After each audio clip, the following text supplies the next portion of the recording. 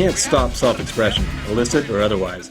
This season's Exclusivo collection puts the art in the hands of the kids by getting together with Craig K.R. Costello, legendary graffiti artist and founder of Crink, the highest quality custom designed inks and markers available.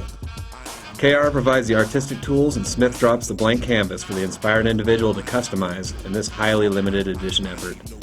Born out of a history of graffiti, mop tag, style wars, and getting over, KR spent years creating and experimenting with his own inks and markers, which were often made from stolen school materials and hand-labeled water bottles. His silver metallic ink seen dripping down city walls and doorways became as renowned and identifiable as KR's own tag.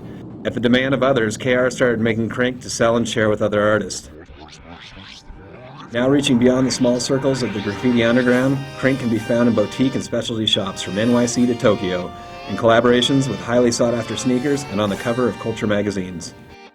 Smith & Crink is where subculture meets subculture. In an effort to support riders' self-expression and to provide the highest quality instruments to do so, Smith & Crink dropped the next great collaboration. Combining Costello's art as inspiration, Smith's unparalleled product design, and Crink markers included with every limited edition goggle or helmet, we present this season's Exclusivo. Time to express yourself. Crink, a drippy silver paint, is the brainchild of Craig Costello, a former San Francisco graffiti artist who once tagged the city with KR.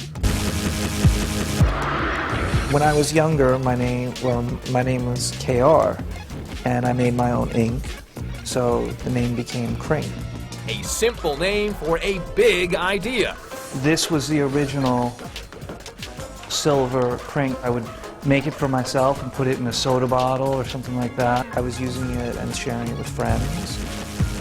But when Costello's days on the streets were over, Crink was just beginning. I met some people, some friends who had a store. They said, look, we think we can sell this. So I made 20 bottles, made 40, 80, and it just kept selling.